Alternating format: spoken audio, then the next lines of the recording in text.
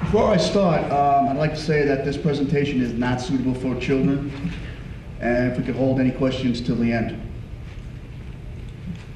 For those of you who don't know me, my name is Angelo gagliardi. And as some of you may know, I am a surviving member of a fatal cave diving accident in the Cocodrilo system on the island of Cozumel. Most of you may believe that I'm here today to talk to you about carbon monoxide poisoning and carbon monoxide analyzing. I am not.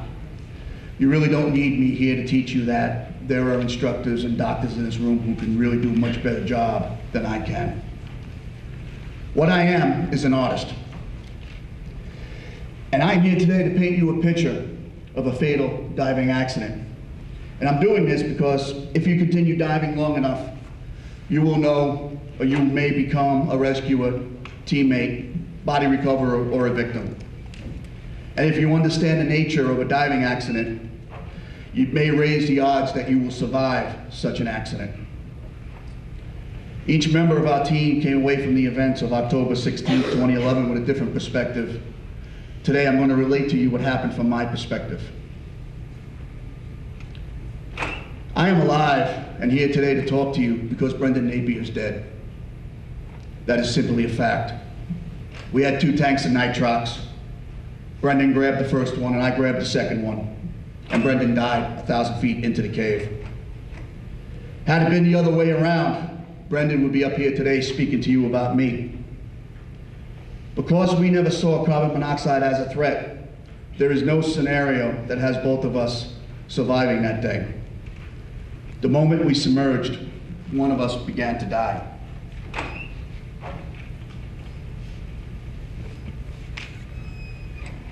Forrest, it doesn't work. The bottom one. What? The bottom one. It works. Why is Sir Edmund Hillary famous? Well, most of us are going to say, well, he's the first person to reach the top of Mount Everest, and this is false. It's been supposed that the Maori expedition summited in the 1920s, then died on the way down from the summit.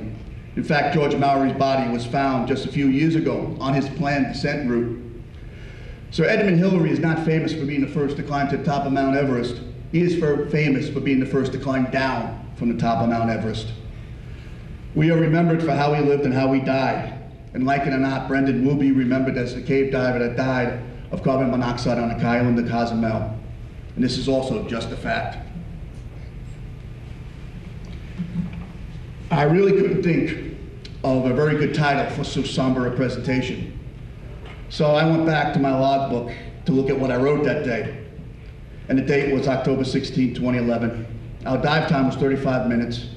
Our maximum depth was 39 feet. Our average depth was 27 feet. Normally my notes are filled with drawings and pages of what we did.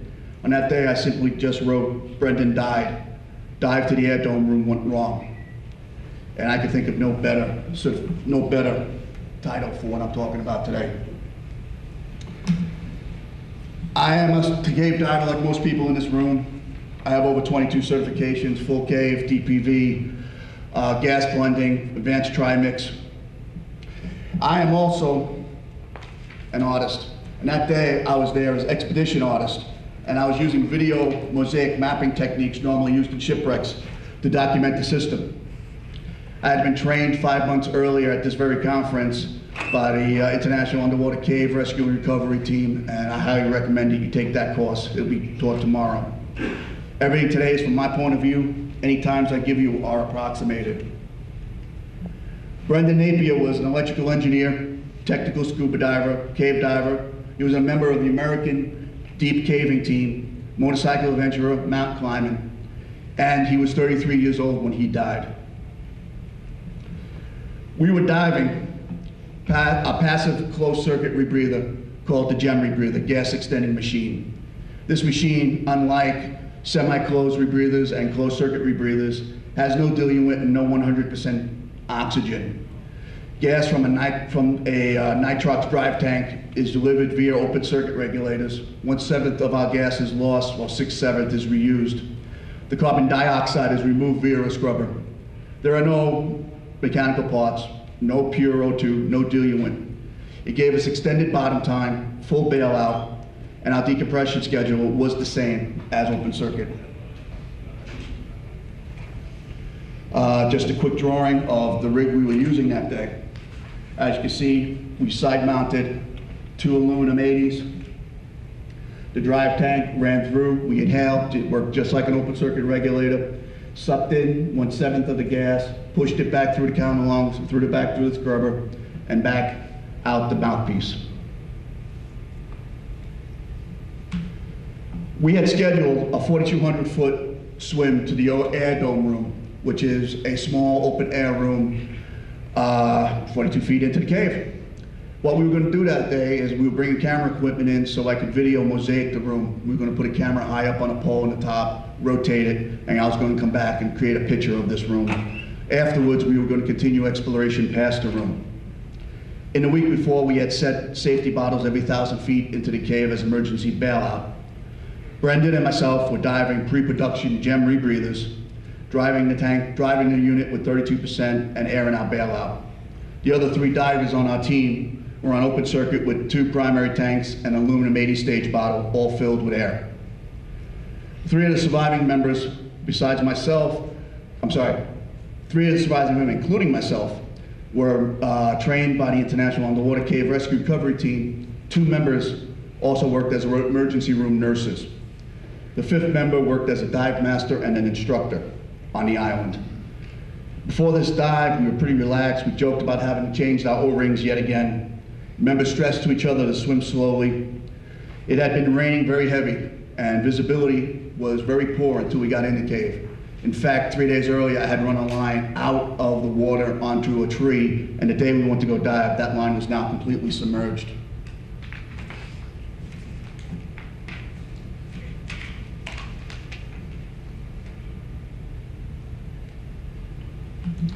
Only Brendan and myself had been to this open air dome room before. So Brendan led, Jose Poole was second, I took the middle position, and Robin Gennetto followed up behind us.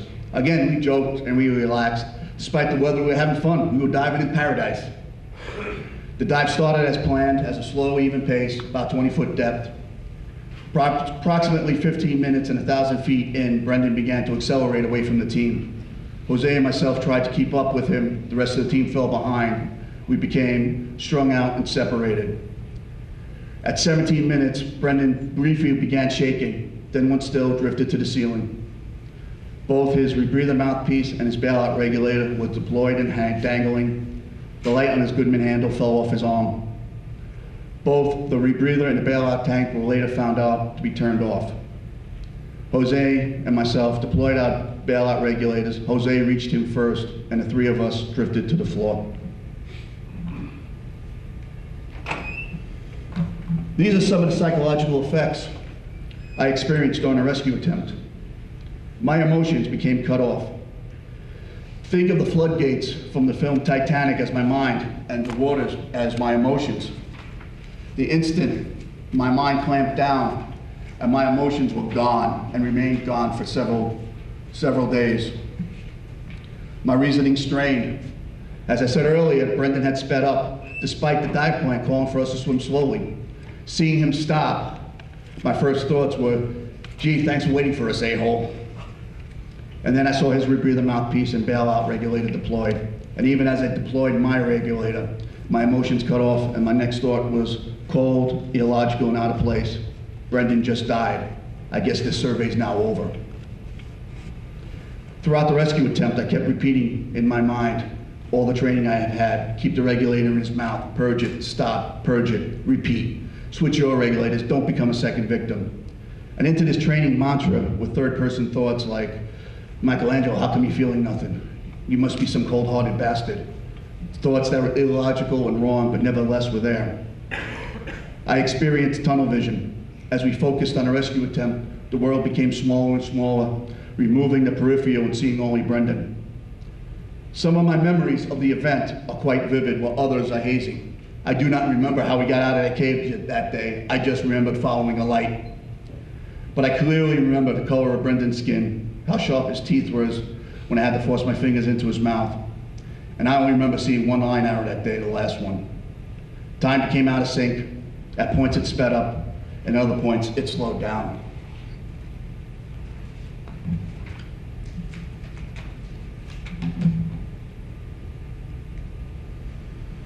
We now have 3 members of the team on the floor of the cave. Jose got to him first, so I lit the scene for him. Truth be told, I froze for a moment. My training told me to get a regulator in the victim's mouth. That was being done, and for a second I didn't know what to do, and I froze and stood there and just lit the situation. By this point, Rob and Jen had caught up with us. Rob immediately grabbed Brendan and began moving us out. Rob was on his left shoulder, Jose was on his right, and I was in the rear. Jose was rhythmically purging the regulator on top, into his mouth, purging it on, purging, purging. Jen led our way out, and that's the light I remember seeing. Positions changed as we head out. We hit a formation, Jose got knocked off, and I moved forward. Again, I felt zero emotions. Mentally, I was cold, and not understanding why I was cold disturbed me. The whole time, I kept repeating a training mantra in my head, not only cave rescue and cave recovery, but all forms of training I had, open water, through cave rescue. Basic cave skills still needed to happen, and all these things formed like an onion, layer upon layer. And above all, do not become a second victim. I was now on Brendan's right shoulder, and I couldn't get the regulator into his mouth. I had to force my fingers past his teeth, make a fist, turning it, force his mouth to open and get the mouthpiece in. About halfway out of the cave, I felt myself over-breathing my gem rebreather. My left arm was around Brendan's neck, so I bailed out to my right bottle using only my right arm. Holding that regulator in Brendan's mouth, I felt the pulse on Brendan's neck. In reality, it was most likely a muscle spasm, but in my mind, I wanted it and I needed it to be his pulse. Jose began removing Brendan's tank. Our breathing rates increased. I felt I needed to switch off my left bottle, and having deployed my regulator earlier, it was now trapped between mine and Brendan's bottle. So I had to bail off and Jose moved back to the head. All this time, Rob kept swimming Brendan out, never slowing and never wavering.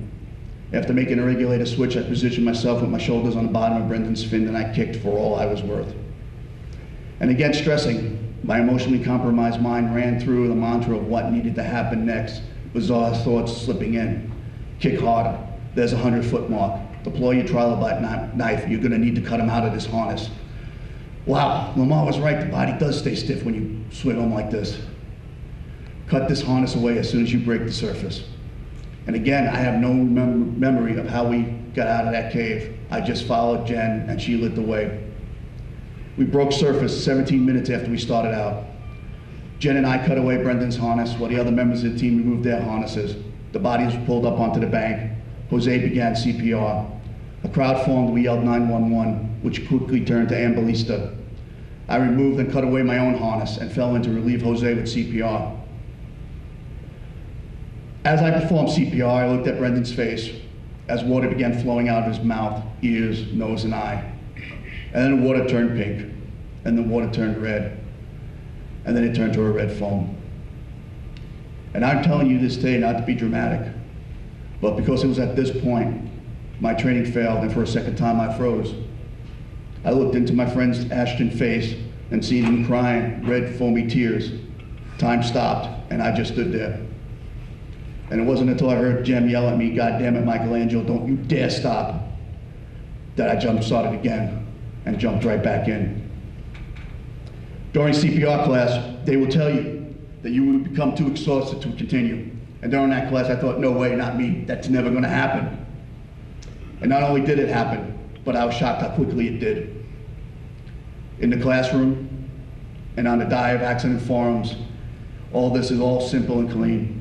But in reality, accidents are bloody, they're dirty, and they're just plain ugly. In 10 minutes, we went from a day of diving in paradise to our worst nightmare. Rob followed me in CPR, but it became obvious Brendan was gone. There was no Hollywood movie calling it, no remarkable change, just a very cold, simple realization that Brendan just wasn't there anymore. EMTs arrived about 15 minutes after we broke the surface. I'd like to start this point by thanking the property owners. At a time, they might have been harsh and Thinking only of themselves, they showed us kindness.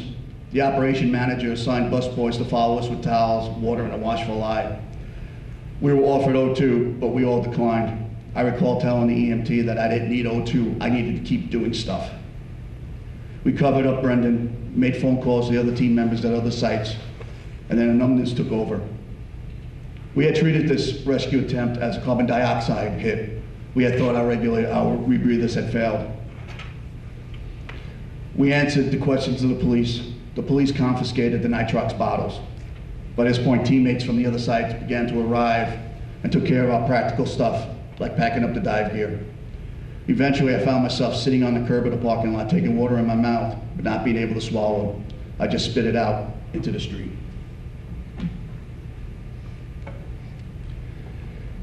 The next day, the team got right back in the water, diving at Dos Corona system. A second set of divers went back to the Crocodrillo and cleaned up our tanks and our gear. That evening during dinner, we received word that the autopsy showed that the cause of death was carbon monoxide poisoning. It was at that point we suspended all diving until we could get reasonable assurance that our gases were correct.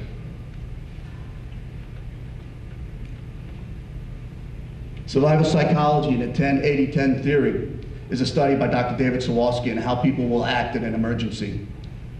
The common misconception is, I will stop, evaluate the situation, figure out the best course of action from available choices, and then follow it. Stop, read, think is the common phrase we use in dive training. Well, truth be told, only 10% of us can naturally stop, think, and make decisions and act. 10% of us will demonstrate uncontrolled, inappropriate behavior. They will most often need to be rescued against their will. Approximately 8% of us will be stunned, bewildered. We will act in a semi-automatic mechanical manner. Proper training will take over and reduce the chances of denial, reduce the need for problem solving, and allow a person in a survival situation simply to act. I'd like to stand up here and tell you today that I'm part of the top 10%, but I'm not. I was emotionally compromised. I showed symptoms of stress, tunnel vision, and at 2 points, when the situation overwhelmed my training, I froze. But because of the overall training of the team and my teammates being to help me when I stopped, I was able to be a contributing member of a rescue effort. It is my belief that if not for the overall training this team possessed, we will not have had only one fatality that day, but we would have had another. Knowledge, training, and practice will help you overcome, and it may save your life. When you're in doubt, listen to your inner voice.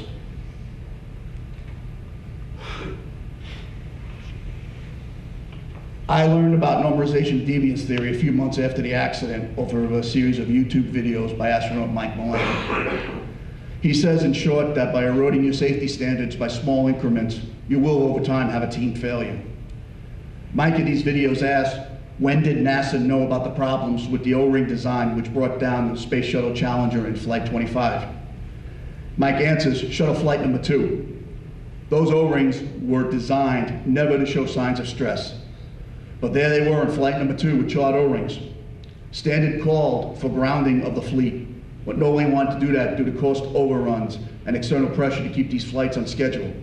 So instead they bench tested the O-rings and concluded that as long as these O-rings never got worse than Shuttle Flight number 2, that they posed no threat. 22 successful shuttle flights reinforced these conclusions. So concerns and warnings from technicians got ignored because nothing bad has happened so far. Those O-rings never did get worse until 72 seconds into Shuttle Flight 25 when the Challenger exploded with loss of all life on board. In each of our trips to Cozumel, the cave dive, each member would bring 30 to 40 O-rings for our rental tanks. We changed out old, broken, dried out, seemingly burnt O-rings every dive. It happened so often that we joked that the only time O-rings ever got changed on the island of Cozumel was when we came down to cave dive. We believed we solved the problem. Bad O-rings gets new O-rings. This is a pretty simple fix. But we never saw carbon monoxide as a danger, so we ignored underlying causes. These tanks simply did not have the standard of maintenance that we were used to in the States. In fact, on the morning of October 16th, I remember joking that when was the last time any of these tanks ever saw a visual inspection. Everybody shouted back at the same time, the factory. Well, after all, if there had been a problem with carbon monoxide and Cozumel, we'd hear about it, wouldn't we? So in the same manner that a driver doesn't need seatbelts until the day he gets in an accident, or a sailor does not need a life preserver until the day he falls overboard, or the motorcycle rider does not need that helmet until the day he lays his bike down, we thought we were statistically safe. We believed we never needed to analyze for carbon monoxide, and we didn't, until the morning of October 16th, 2011 at 11:30 a.m. when we entered the dark, dusty waters of Cocodrillo and our teammate began to die. Complacency may indeed, as Ed said, be the leading cause of death in the scuba industry. We train to high standard, but we cannot let them slip just because nothing bad has happened yet. And this goes for blind jumps, bad gas management, and this goes for not analyzing your life support gases each time and every time. On the day before the accident, I did a solo dive in Cocodrillo. I was the video mosaic, the artifact room, and this is a really small, silty room that lies between the two openings, and they contain conquistador and Mayan artifacts. I was to then go and video mosaic as much as I could of the first 200 feet of the system. When I gave my dive report that night at dinner, I told it like this. I began at the far point of the room and worked my way back towards the main line. About halfway through, I totally silted out the room, reducing visibility to zero. It was at this point I took Jesus Christ as my personal savior, switched to my air bailout, and did a lost line drill. Back on the main line, I went to my second objective, a vertical canyon, which crosses the main line about 100 feet in. Again, I went to the far end of the room and worked my way back to the main line. About 2/3 back, I looked up from my camera and noticed that for a second time I lost my line. It was at this point I took Yahweh as my personal savior, switched to air, and did a second lost line drill. Well, I completed all my video mosaics that day, and I lost the line 2 more times and I flooded the gem unit. I had worked my way through Allah as a personal savior, Vishnu as a personal savior, and ended up with Lord High Buddha as my personal savior in my report. I figured I'd end with him, we looked alike. It wasn't until after Brendan's death that my friend Mike Young and I realized from my report that each time I had an issue, I was on nitrox that day. And each time I solved an issue, I had bailed out to air. In my cave diving career of 400 dives or so, I've had to do 6 lost line drills, and I did 4 that day. Not believing in carbon monoxide poisoning as a threat caused me not to see a connection until it was too late. Was I having a bad day that day, as I thought, or did I have a low concentration of carbon monoxide? We didn't analyze the tank. We'll never know for sure. But I will tell each and every person in this room that Lou Gehrig has nothing on me. I'm the luckiest man alive. Carbon monoxide is a colorless, odorless, tasteless gas. It is a product of incomplete combustion. It is 200 times more cohesive to hemoglobin in your blood than O2. The standard treatment is with hyperbolic O2. That chamber ride will not rid you of the carbon monoxide that's already in your body, but instead uses uncontaminated hemoglobin to attach O2. In short, carbon monoxide and hemoglobin have a love affair and you're not going to break them back up. If you have any hemoglobin left, hopefully you'll have enough that you'll be able to attach O2 to it and survive. Symptoms include nausea, headache, dizziness, labored breathing, confusion, your brain becomes starved of oxygen, collapse, unconsciousness, coma, and death.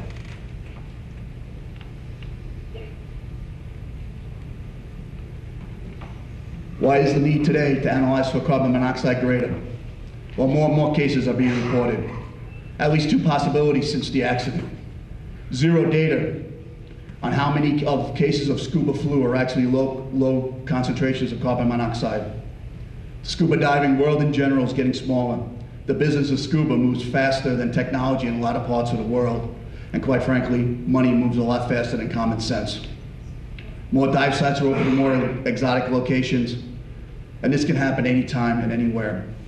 So if you do not know already how to analyze your gas, go to your dive shop, ask them to show you how to analyze for both oxygen content and carbon monoxide, And if your shop does not have analyzers for you to use, ask them why.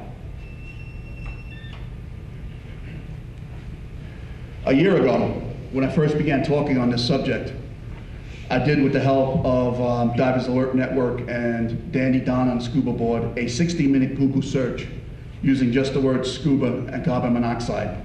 This was the result I got. 2012 Cave Diving Forum, screen name Bobby, using old tanks, 10 parts per million, Florida.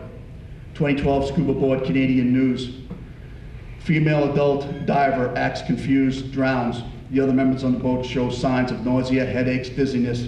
The husband believes it's carbon monoxide to be blamed, Mexico. 2011, Brendan Napier, carbon monoxide death in Cozumel. 2008, Asian One News, a diver dies during open water training. The tanks are analyzed to have carbon monoxide in them, Singapore. 2007, Cave Diving Forum, bad gas incident at Eagle's Nest resulting in injury, Florida. 2007, Cave Diving Forum, bad gas incident resulting in injury, Devil System, Florida. 2006, lawsuit filed against a resort in Rocketown for carbon monoxide death. Settled out of court, all the data was sealed. 2005 Scuba Board, bad gas incident resulting in brain damage, USA. 2004, the Deco Stop, double carbon monoxide death in 2 separate dive sites, tanks rented from the same shop, Mexico.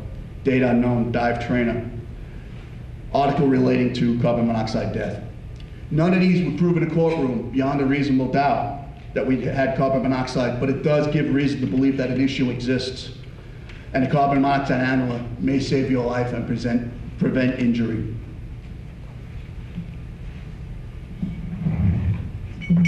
Anybody in this room, tell me what's in this tank? Gas.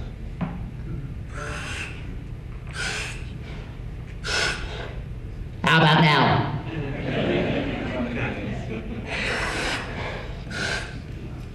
Helium, as it passes over our vocal cords, lengthens them, causes the really big guy to talk like a munchkin.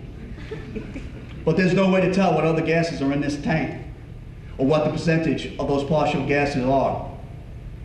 And that's really the point of everything I'm talking about today.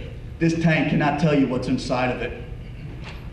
I get asked now, what are the odds of getting bad gas?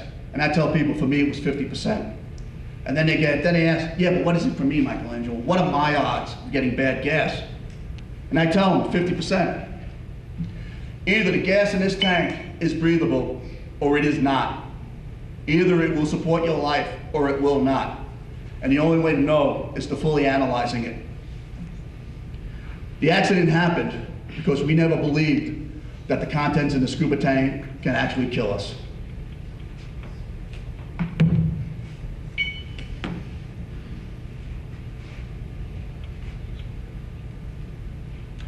Types of analyzers, personally, I don't care who you buy it from, what type you get. Analux has a very good product, OptiCheck has a very good product. CoPro Button is a very good product for what it is, but it's not an analyzer, it is a detector. It will not give you a number. So if you're diving deep, it may not give you adequate protection. The after effects of involvement in a dive accident. If you ever become a rescuer, a teammate, body recoverer, or surviving victim, you may experience some or all the following symptoms. Nightmares, reliving the trauma, lack of sleep, depression, avoidance of reminders of the trauma, or increased anxiety and emotions.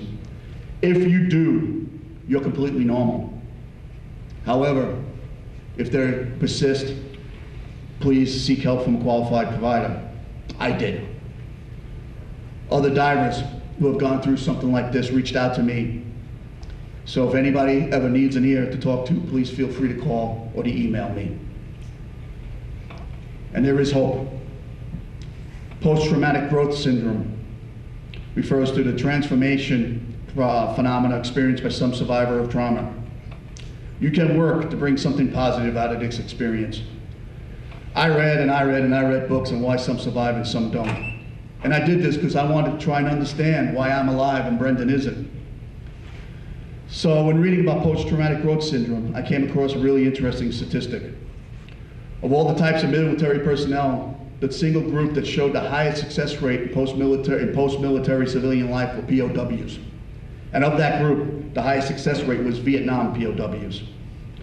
Met people like Admiral Stockwell and Senator John McCain. And they simply put, once you survive the Hanoi Hilton, you survive anything.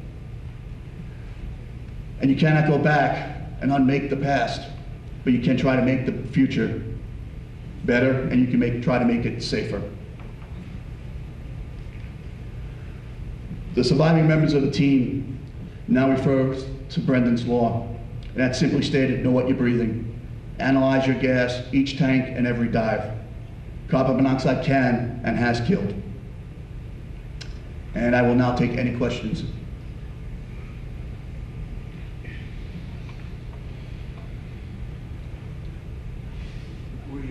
Were both your tanks filled from the same location? All the tanks were filled from the same location. We do not give out the name of the location on that. And quite frankly, I've gone back and used the same people and analyzed at there, and they're probably the safest gas in Mexico because of this incident. How did one end up with CO? Well, we don't know. We don't know that I wasn't breathing CO that day. Brendan's literally half my weight. I had been there, I'd been well hydrated, I'd been there diving all week. Brendan had just come off a flight from Alaska to Missouri to Cozumel. He's probably a little dehydrated. Again, he's half my weight. One of the scenarios is that Brendan don't die that day, that he keeps on going. And it's certainly possible that we would have had a double fatality 3,000 feet in. It's entirely possible that I was breathing carbon monoxide, but because of my size and my weight, time and dosage, that I didn't show effects of it. It could also be that only one got filled. The shop that fills it isn't like the shops we generally use. I mean, I go when I know the guy filling my tank. I walk in and say, hey, Jim, hey, whatever. You know, yeah, give me 32% today. And here, it's a factory. They are literally filling hundreds of tanks a day. All those cruise ships that come in, all that open water diving, and it's a factory. It's entirely possible that we got two tanks. One was filled 3 months ago, one was filled that day. There's just no real telling. And because the police confiscated the tanks, the chain of command got lost, and nobody analyzed it for carbon monoxide poisoning. And once the tanks got back, they had been out of our hands, and there was no point legally in getting a carbon monoxide analyzer because any results would have been disputed. Any other questions? This was on the island of Cozumel? This was on the island of Cozumel, yes, sir. We had been for few years diving the cenotes and a lot of the sea caves leading to cenotes. Mike Young had begun the expedition. I joined it about a year later when he wanted me to come in and do some drawings, and we really talked about extending the shipwreck mosaic techniques into the cave. At this point, I had gotten about 2,000 feet of cave, of the main line, mosaicked into about probably, I want to say 100,000 JPEGs put together in the main line. So you can actually look at this and see how the cave changes from the beginning to the end of the cave, or to where I was at that point. Well, thank you very much.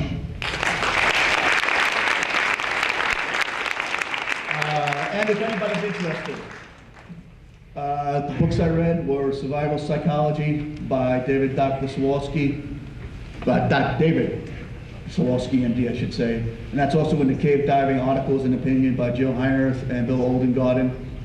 Why Some Survive, Common Threads of Survival, The Survival Personality, and finally the Survival Club, which I thought was probably the easiest to read and best explanation for these theories. Again, thank you.